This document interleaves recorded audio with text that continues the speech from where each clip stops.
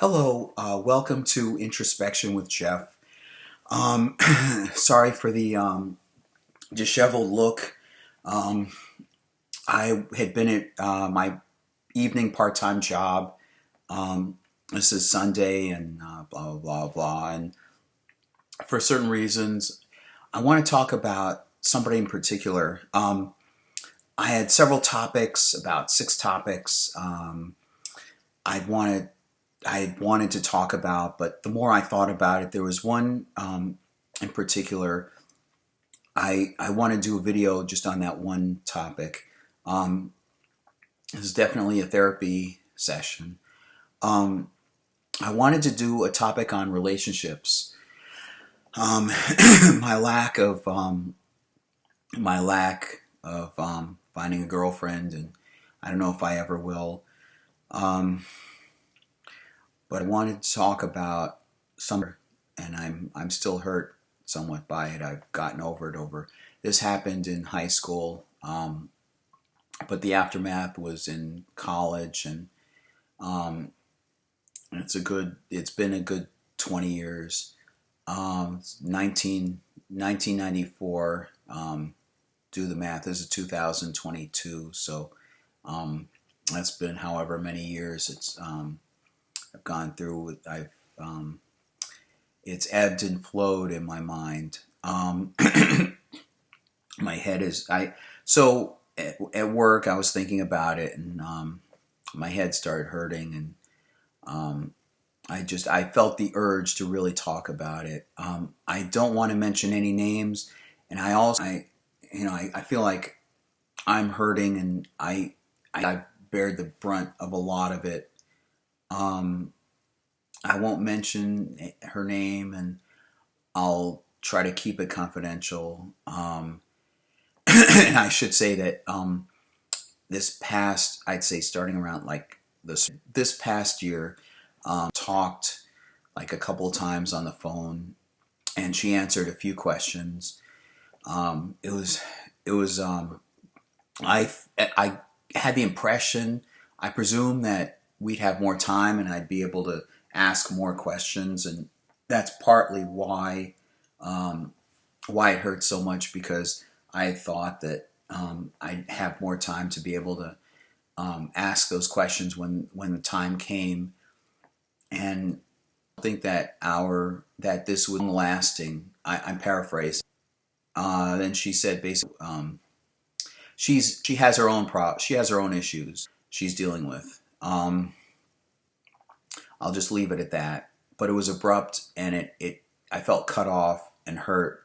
And again, like so many times before, just abandoned, like thrown away like garbage. That's one of the better ways of putting it. I want to just let it out. I've talked about it a few times. I may sound like a broken record because I've mentioned it a few times to friends and so forth in the past. Please bear with me, but I'm talking about it. I want to talk about it in therapy. And again, excuse the darkness. It's about it's just turned 9 o'clock now, Eastern Standard Time. Of course, because I'm in New York. Let me start. As I'll mention, and as I've already mentioned before in some of the videos, I felt like an outsider, and that I didn't really fit in. And I was very sociable outside of school. I just didn't feel like there was any common ground to be able to fit in or socialize with other kids in high school. And then in senior year, February 12th, something like that, I was late at night. I was listening to the radio show, Jim Bohannon show, and he was interviewing an author who had written the book The Love Code. And it was basically one of these books about techniques to find a significant other. A lot of books around that time had the word code in it. It's a catchy title. So I felt inspired. I ordered the book, but anyway, listening to that, I felt inspired to. This is going to be a long video. I felt inspired um, to write a long poem, and I writing is one of my best attributes, best strengths. So I figured that would be a nice way to get someone's attention. What was I trying specifically? What was I trying with that?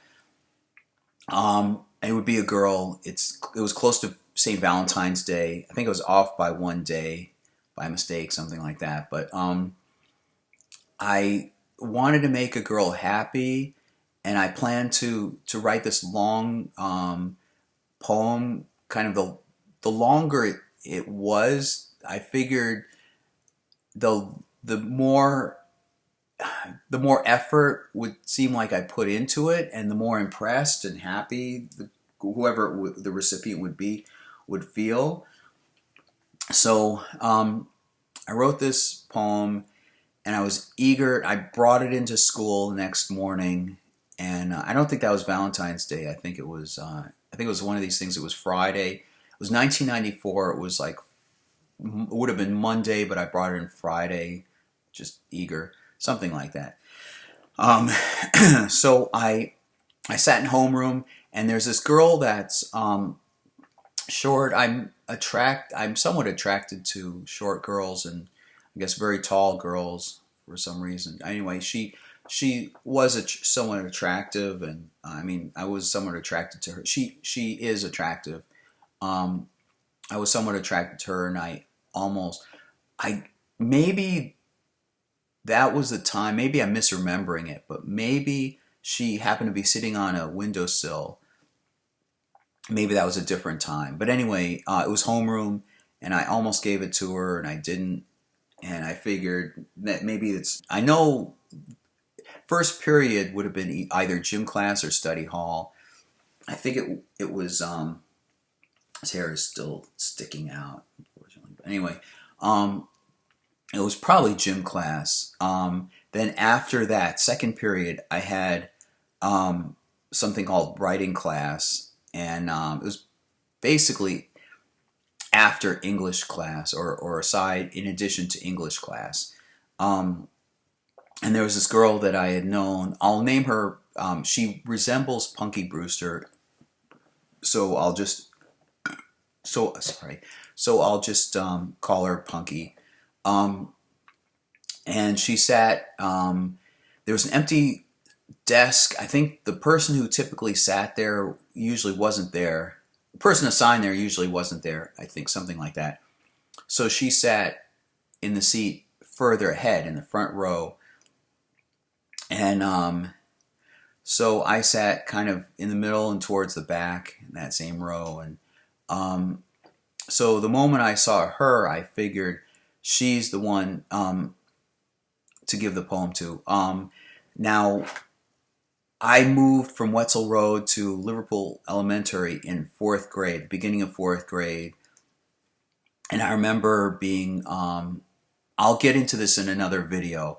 That's one of the topics I plan to do. I remember being teased, and kids can be cruel and so forth. I'll get into that in a separate video. But I remember her as being both popular and nice and compassionate. And I don't remember if she ever actually cheered me up, or whether she just seemed nice and I felt cheered up when I was around her.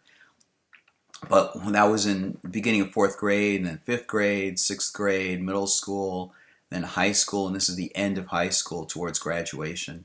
So I gave her the poem. I must have just handed it to her or something, or let her, did it in such a way that she would pick it up. Maybe I put it on her desk.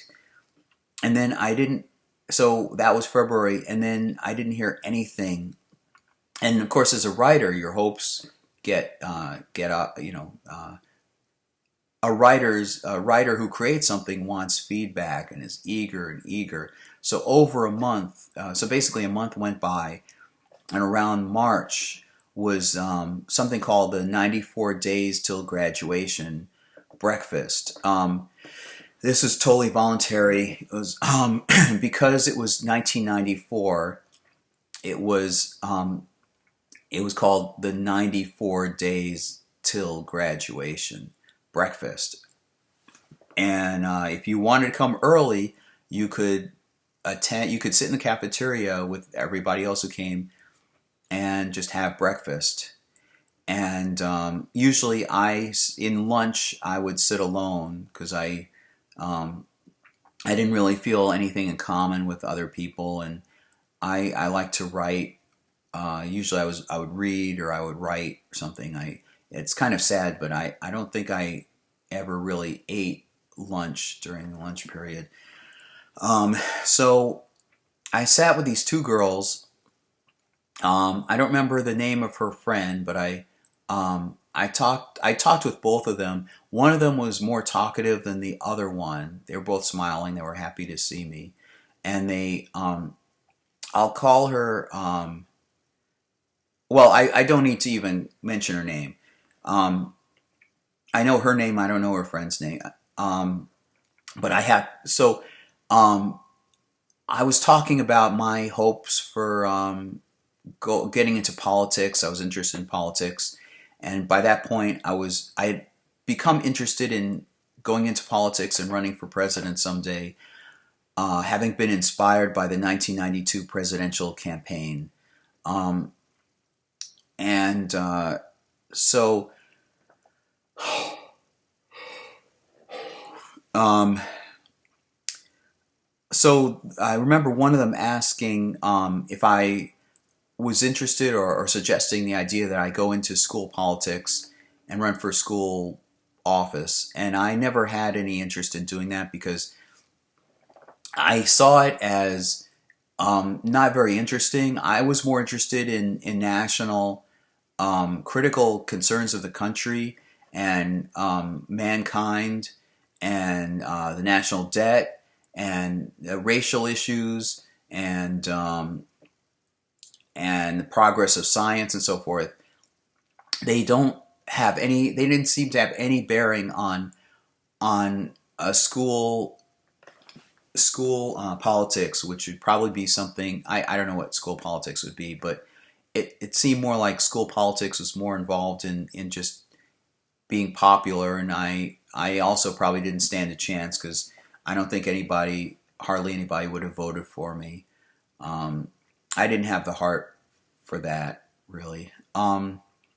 So at some point, Punky comes over. I remember her with a water bottle, and she was smiling, and she tends to smile. Punky, of course. And she said hi to them, and apparently they knew each other. And she said hi to me, and then at some point she left, and then conversation gravitated towards her, and I mentioned the poem, and the friend, I'll say the taller. I remember her as being a taller friend. I think they were both sitting down, but I'll just call her the taller friend. Um, she said she was there when she heard about the poem, or she was there with Punky um, when Punky was reading the poem. Um, so I was wondering, what did she think of it? I wanted some kind of feedback. I don't remember what the girl said, but it may have been something like she liked it or something. She there wasn't enough of a reaction she gave me that it would make me remember. It may have been something like she didn't know what to say, or something that Punky didn't know what to say. May have been something like that. Anyway, so then I waited a little bit more, and I started giving her, like in class, poems and sometimes letters, and I remember sometimes a drawing or two, and sometimes when she would see it, she would smile, and um, she maybe at one point or a couple points or sometimes said, "Thanks, Jeff." Um, and I remember her drawing a portrait of her, um, and I remember, I think it was a portrait of her as a mermaid. I have a thing for mermaids. Um, and she smiled and she said, "Oh, you something you forgot to draw in my teeth," or something like that. Um, so I thought it seemed weird. I got an impression like she was comfortable talking with me, and she was comfortable getting the poems and so forth. I just wanted I wanted her to talk with me. Um, so um, I continued giving like letters, conversational letters, things that I would want to share with her, but I couldn't share them like face to face with her. I could just write these things down, and it kind of bothered me.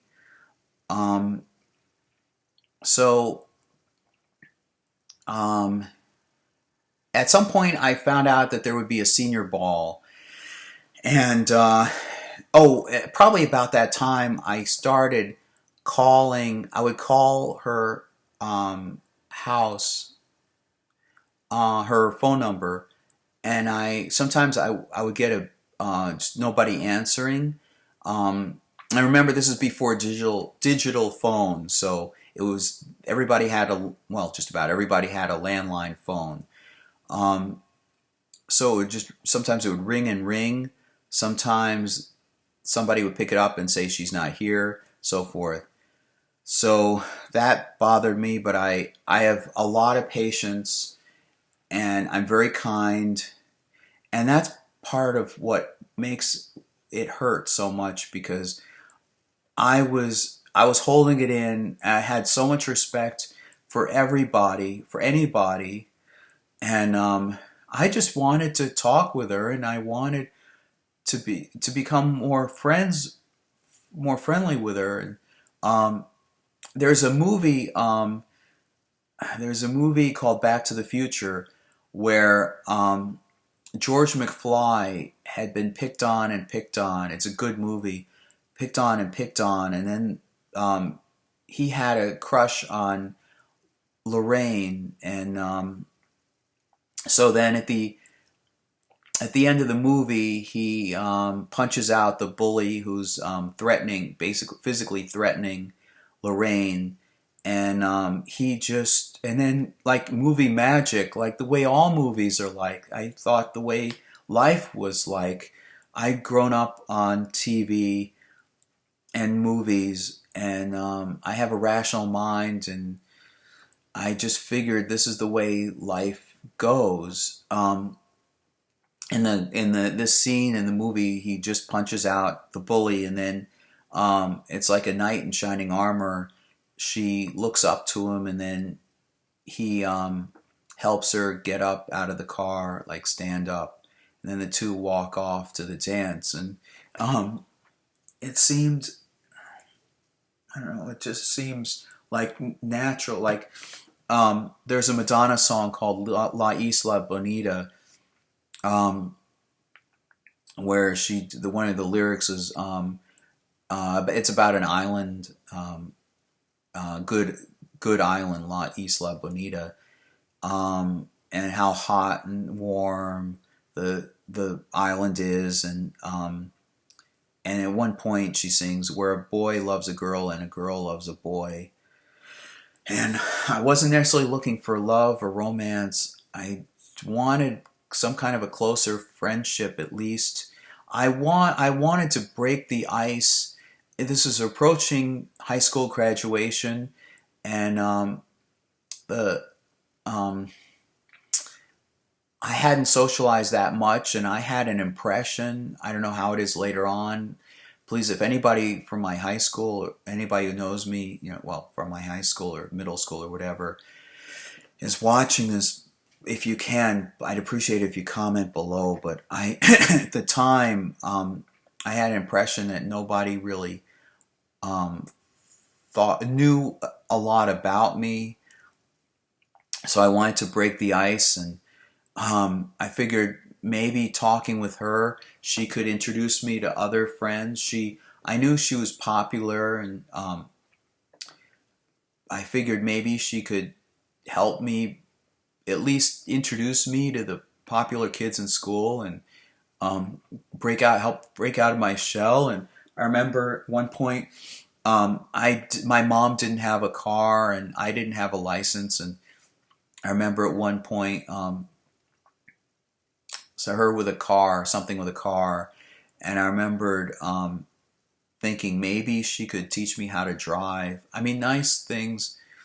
I mean, it seems so innocent, like just like talk, just like just breaking the ice. There's a moment at the end, which coincidentally, this moment happens at the end of the episode finale of Star Trek: The Next Generation that aired in May, right about the same time. Would have been coming up. I hadn't seen it yet, but it's apropos now. 7 years. The show lasted 7 years, and it begins with a new crew. Captain Picard leading a new crew, commanding a new crew on a starship, and then in the 2-hour finale, it's a very good episode. In the final scene, he steps into the poker game that some of the other characters are playing. It's been a routine over the course of the series. Sometimes you see these characters playing poker, and then so in this scene at the very end of the episode, he steps in and he sits down and he starts playing poker, and he sits down to play poker, and he says, "I should have done this a long time ago." And then Deanna Troy says, "You were always welcome." I think it was Deanna Troy. Anyway, it's coincidental that that episode aired soon after what I'm talking about right now. So anyway, there was a senior ball coming up, and I hadn't planned on going to the senior ball. I didn't think anybody would want to go with me. No girl would want to go with me.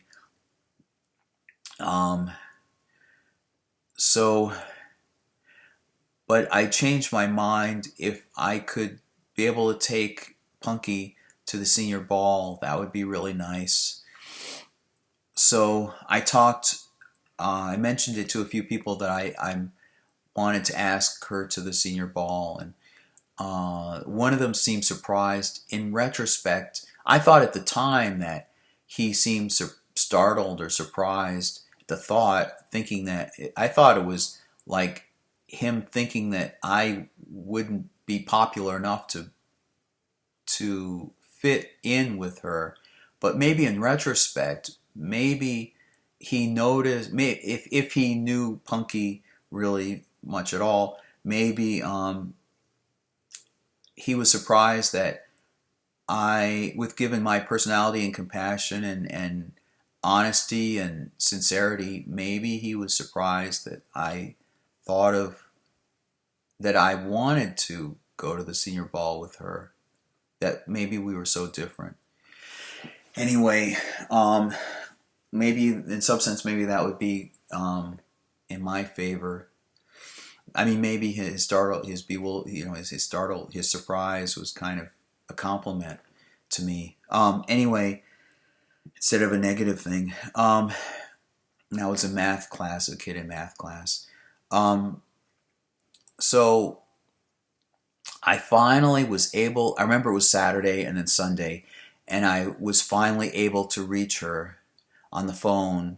And I remember, so I had spent so many times trying to call her, and I never got any feedback, nothing, complete silence. And yet, when I would give her the poetry and poems and so forth, and letters and drawings and so forth, I was showing her my creativity, and I was sharing this deeply personal thing, these deeply personal thoughts. I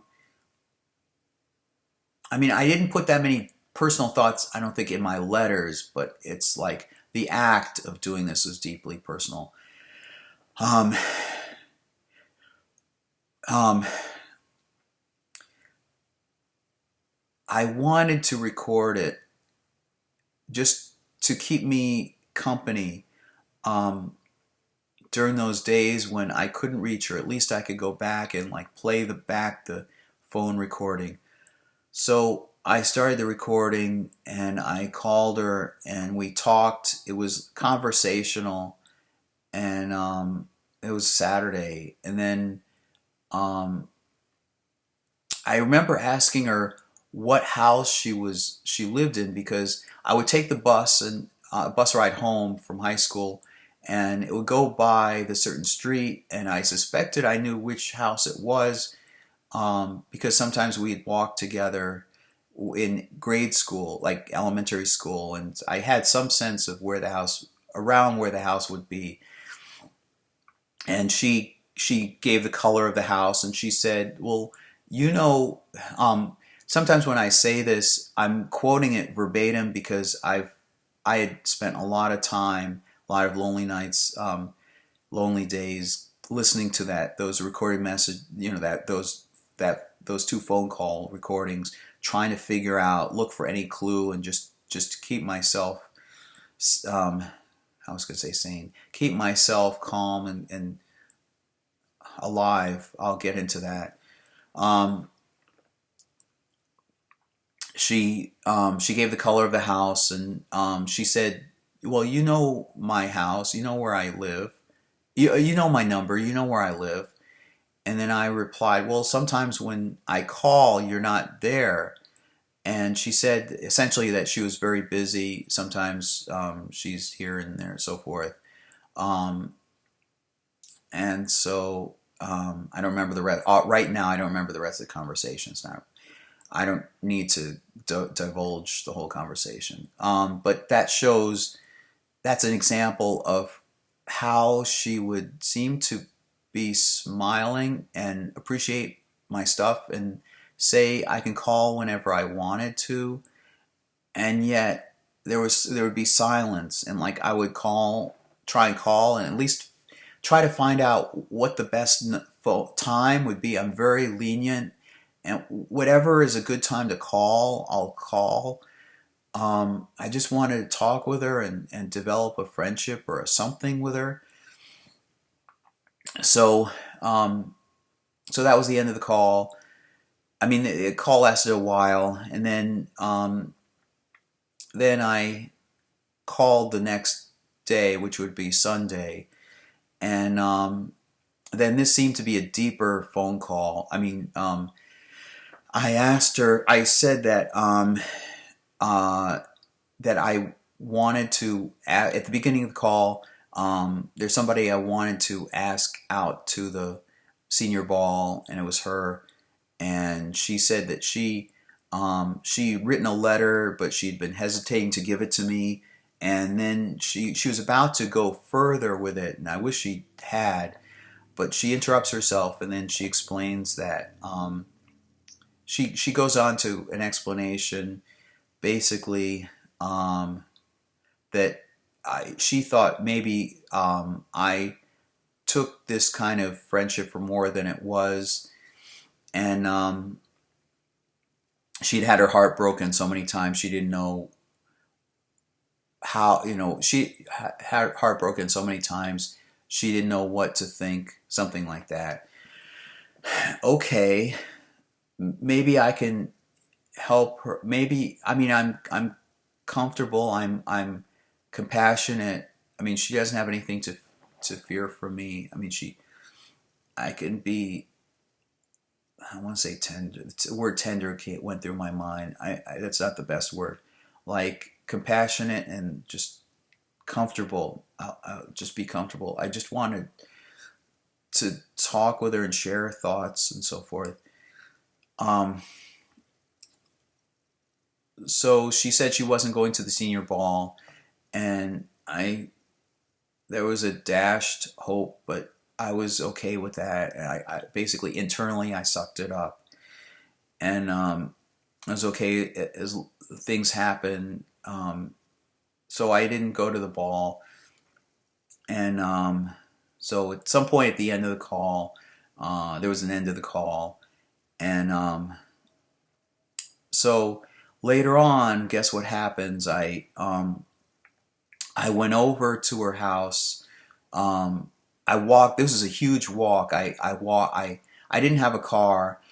It was a good, maybe it was a half hour walk, something like that, there and then back. Um, Maybe 15. Well, so let's say half an hour. Um, so I walk over, and so her brother is there. I don't remember whether he was drinking. I remember it's something like he had been drinking or partying with his friends or something. So he lets me in. He invites me in. He's very welcoming, and I didn't see her, but I felt, well, it's nice to meet, if not her. I'm very grateful that here's this friendly person that's inviting me in and talking with me and so forth. And he takes me upstairs and um, shows me her room, and there's the bed. And I would have had a letter, because I remember him taking the letter and saying something like, "Here, here, I'll put the letter on her bed." So I go downstairs, and then he has like a chalkboard where they would write. I guess there would be notes or something put on so the chalkboard could be. It was a small chalkboard. Could be hung on the wall or something or other. I guess like notes to just like you would post a note on the refrigerator or something like that. So I don't remember what he put down. I remember that. And then I left. I tried to put on a good smile and keep a good composure and happy composure, and I left. At least I met somebody. I found out that he told me that she had gone to the senior ball with somebody, and still I just kept myself together, and I gave a good, happy um, outward appearance and expression, and just I'm very lenient, very compassionate, and I just figured, okay, I guess whatever happened, happened, and she's not here, but I'm happy to have met this person. So I walked home, and then I was disappointed. Um, and then I I probably would kept calling or trying to reach her or something. I don't remember. At some point, might as well say it.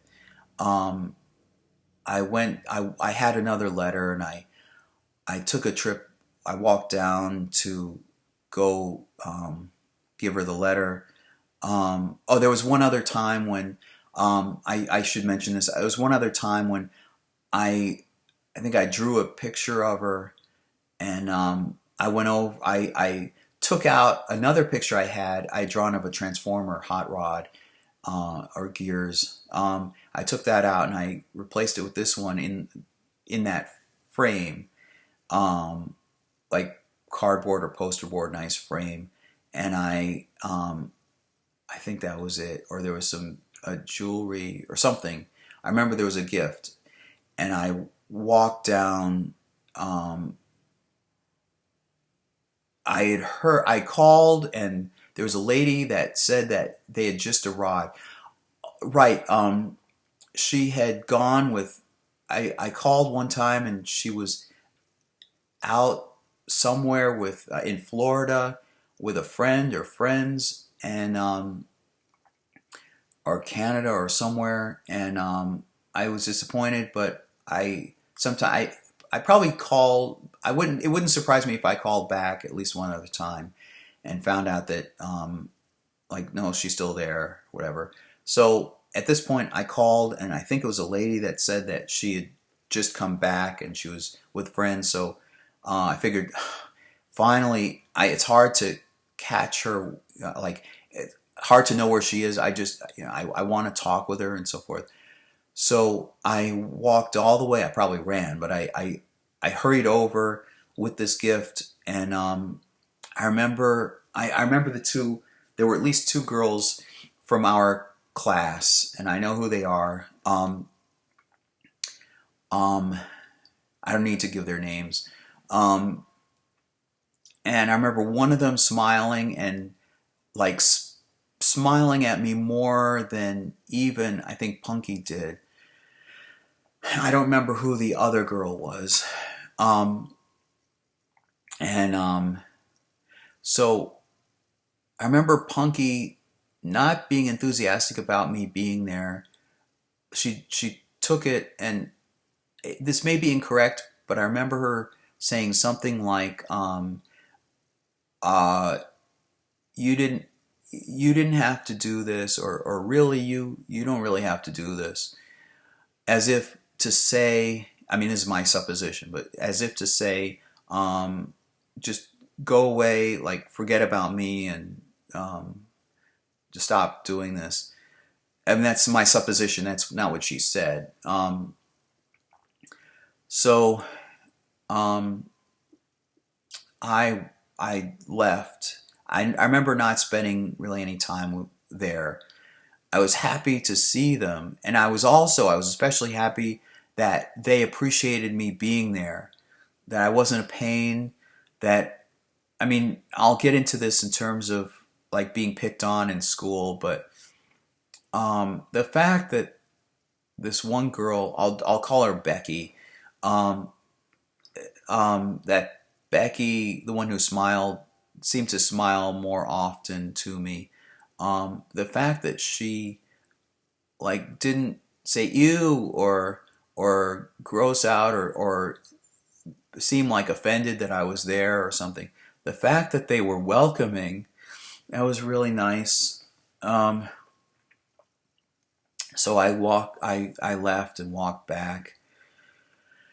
So then around June something, I remember having this letter, and I walked down towards her house with it, and I walked up to the door, and door was unlocked, and I guess I it was late at night, and I went in, and I went up the stairs to her bedroom, and didn't see her, and went back to her father saw me, and um, I felt very embarrassed, and I remember him like grabbing a knife or something about a knife.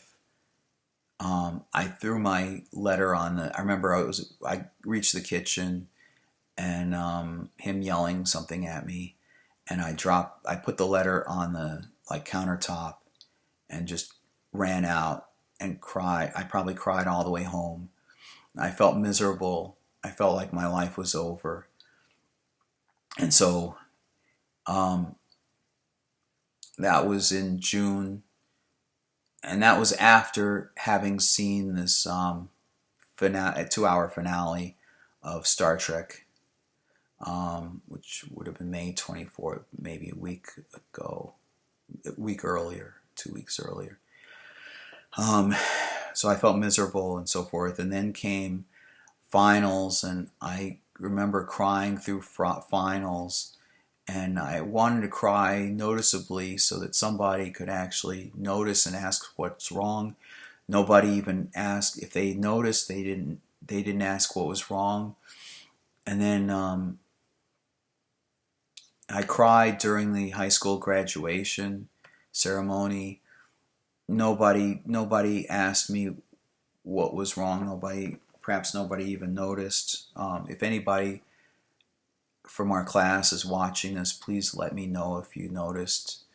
Um, and so that summer, I would be starting college at Syracuse University in August, and I remember that summer feeling miserable, and I kept to myself, and stayed in my room, and I must have played that that recording of those two phone calls over and over.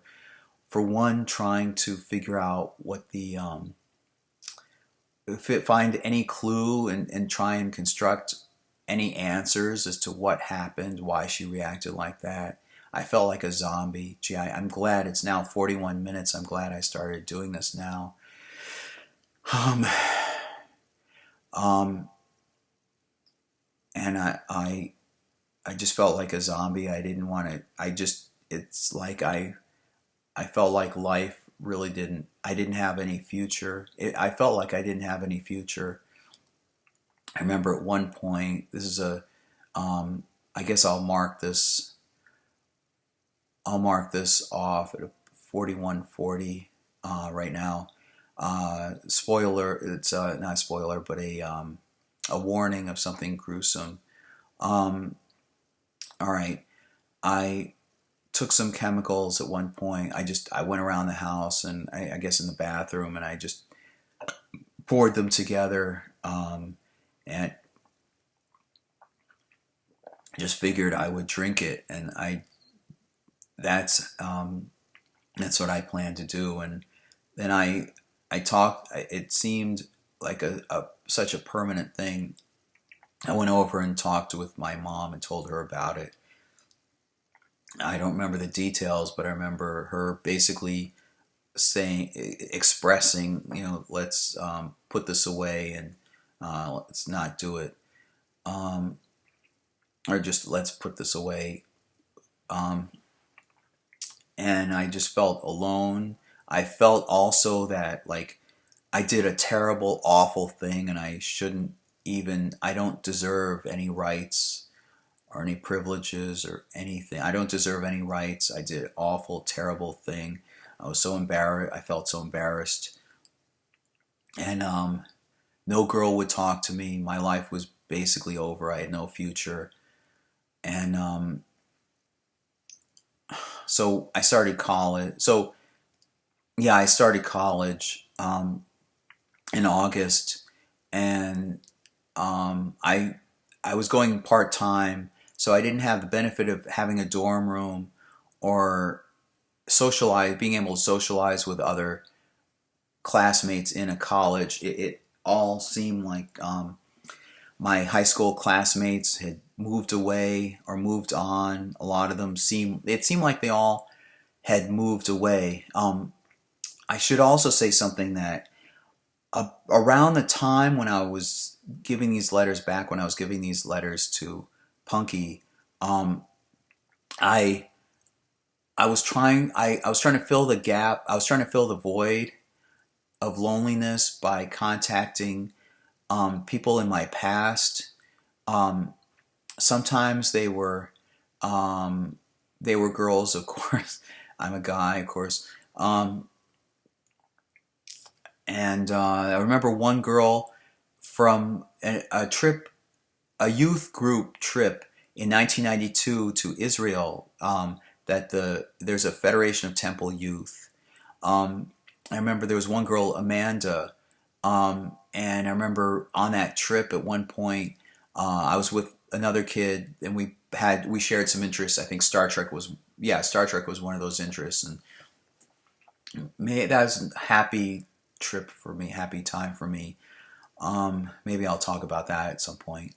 And I remember something about water, and I remember Amanda saying, yeah, when she was little, she used to pretend she was a mermaid, and that always stuck with me, again, because I have this affinity for mermaids and attraction to mermaids. I remember the other kid saying something like, oh, I could see a fluke, or I could see scales. So she seemed like a nice girl then. I kept a list of, I kept that mailing list that was sent out to everybody of those that were going on the trip. And sometimes I used that to reach out to them. I reached out to those people, and I reached out to maybe some people from Wetzel Road, maybe. maybe even I wouldn't surprise me if I reached out to other kids in the same class at the time. But um, so anyway, now here, so college had begun, and so at some point, some Saturday morning, I think, Punky calls and asks and says that she doesn't think that we should be in contact anymore. She said something like no more contact. Um, and so, and she said that her father was really mad at me. And if you've ever seen the movie Dirty Dancing, I could sympathize with Patrick Swayze's character very much.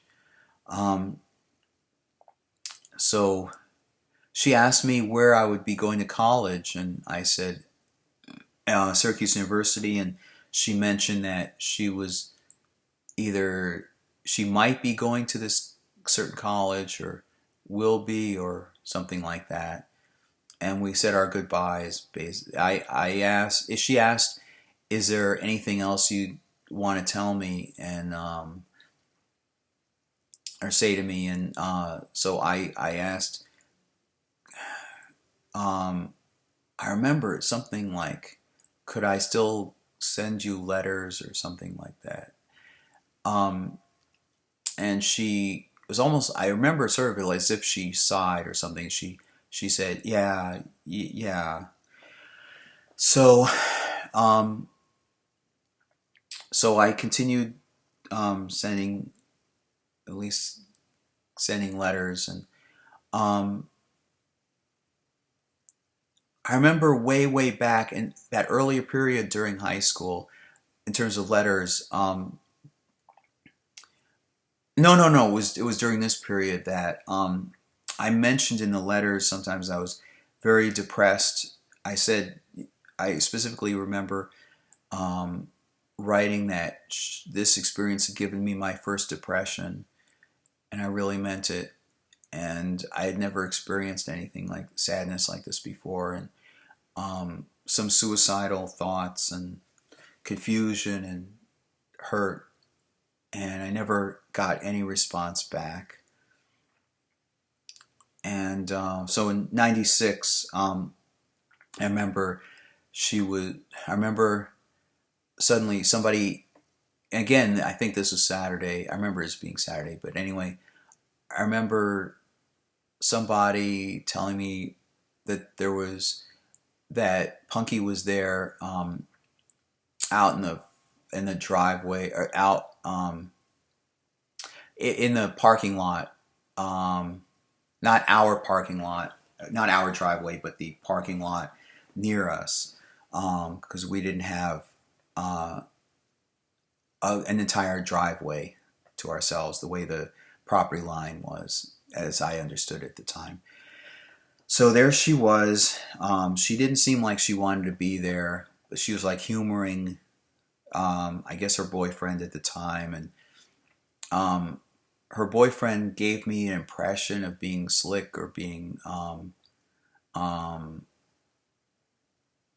it's funny at the time. I guess in retrospect, maybe he was just there. And he,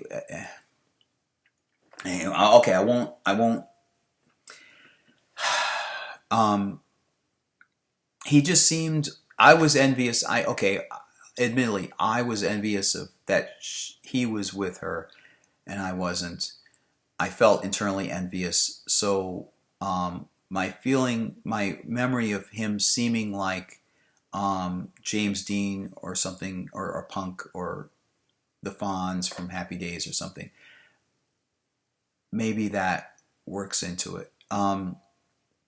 He was there. He did more talking than she did. She just sat there, and it was almost. She gave an impression to me that, um, I mean, from looking at her, I got the impression that she was eager to just leave, and so he did more talking, and he said basically, if you keep, look for somebody, essentially telling me, look for somebody. Hey, look, keep like there's more fish in the sea. Just keep looking.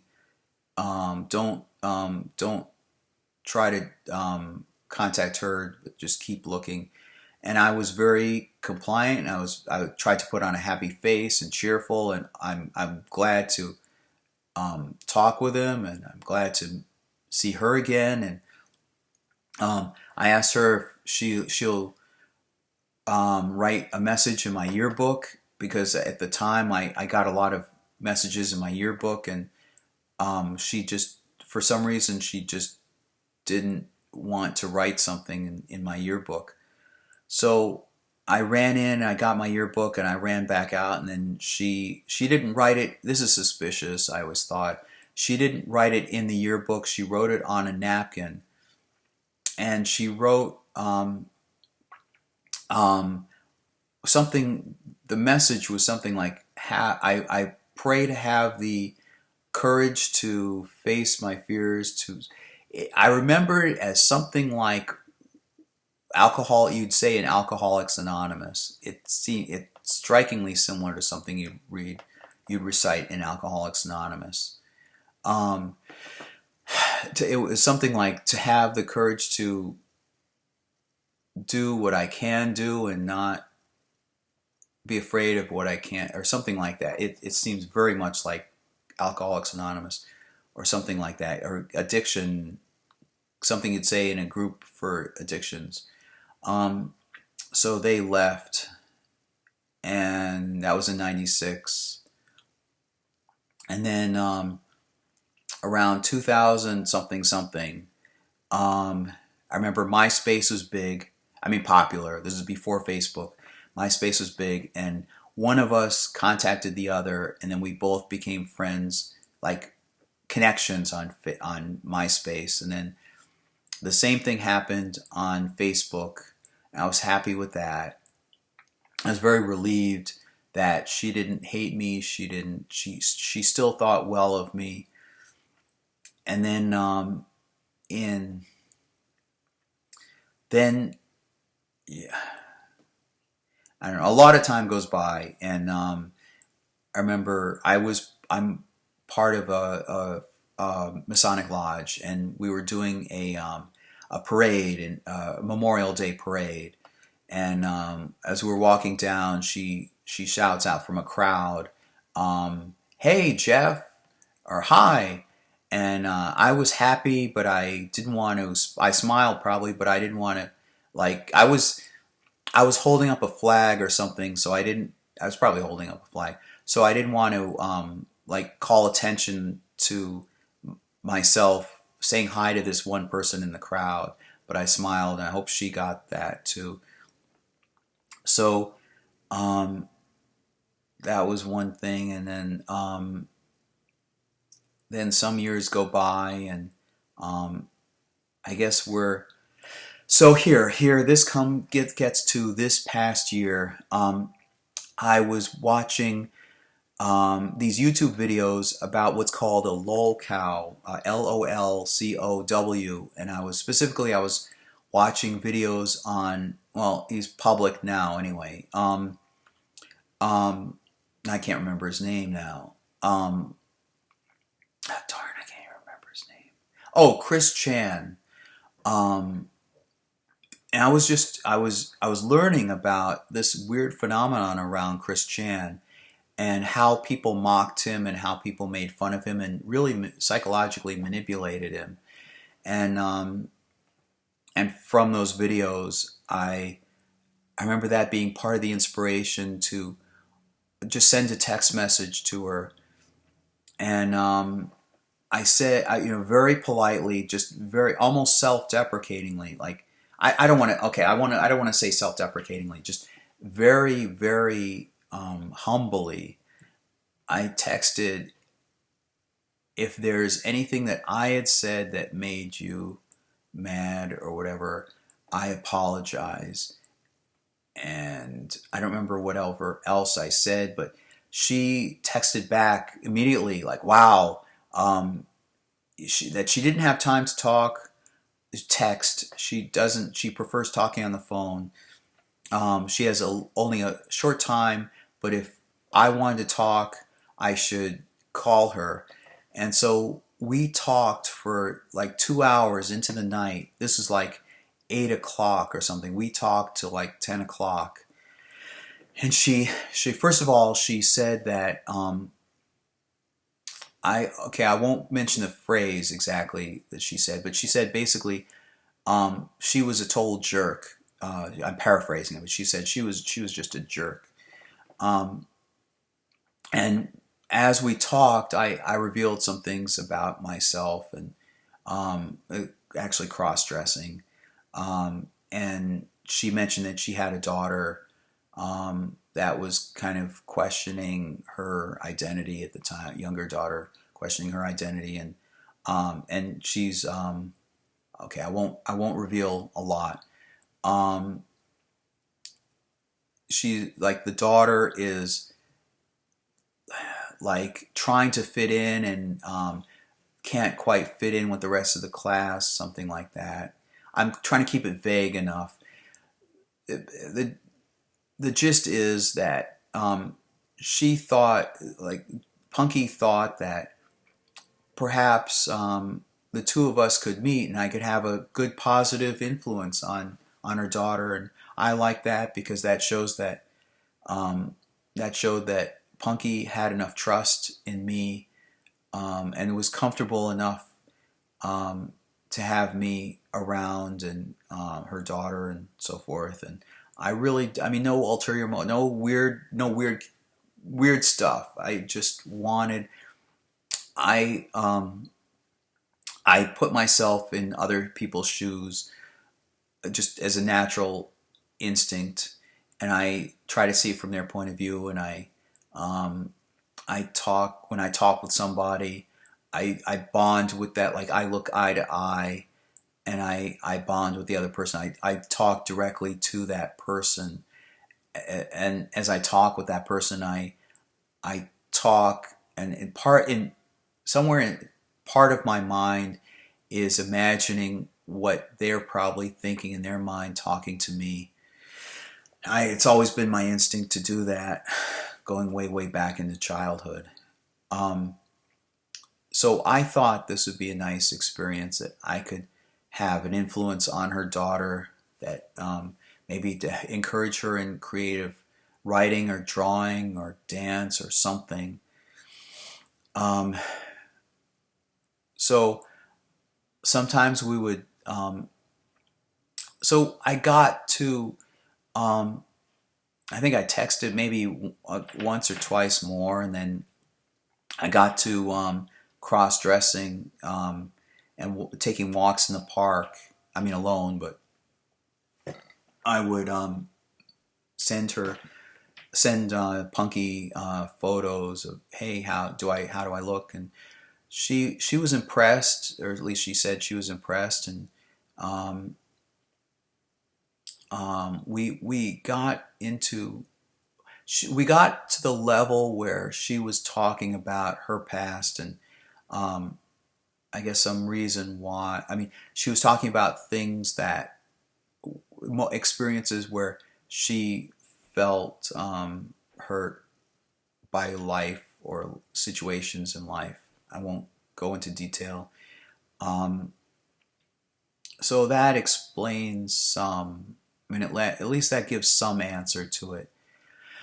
And then, as I said in the opening of this, I at some point I texted. I felt confident enough. Okay, now is the time I will ask her, could you please explain what was going on? Could we talk about that in more detail? I mean, could we talk? Could we go back to that period in high school? Could you explain why you didn't reply back to my letters when I was writing in the letters how hurt I was, and why you didn't do this? I mean, why you didn't at least reach out to me and console me or comfort me? What I really wanted was consolation and nurturing and compassion and so forth. And then so I don't remember exactly how it was worded, but basically I think she called one time and I was at work, so I didn't take the call. But I mean, giving, to her credit, maybe that, I don't know why she was calling, maybe, whatever. For what it's worth. So then I texted her that, and she replied. She texted back abruptly saying, I'm paraphrasing. If look, right. She at first she said that I won't mention it, but she told me vaguely, I'm doing this. I mean, I'm in this certain situation right now. I can't talk. Um, could talk later, and that's like my relatives, like feeling this loneliness and hurt, of course, somewhat about my relatives because it's the same experience with them, similar experience with them, where I get my hopes up and I I'm told, I get the impression from what they say that something will happen soon or we'll be talking more, and then nothing, silence, and nothing happens, and I feel hurt and abandoned. Um, so she says something like can't talk right now. So then a text sometime later, like another day or something. She texts back and says, I'm paraphrasing again, um, I don't think that this is going to go anywhere. Um, and then then she explains a little bit about the situation she's in, issues she's going through. So I left it at that. So I haven't talked with her since. But I wanted to open up. It's about a little over an hour, and I figured I wanted to talk about dating, my dating in general, lack thereof. But this relationship, this experience, this relationship stood out, and I figured it deserved a separate video. Thanks. Until next time.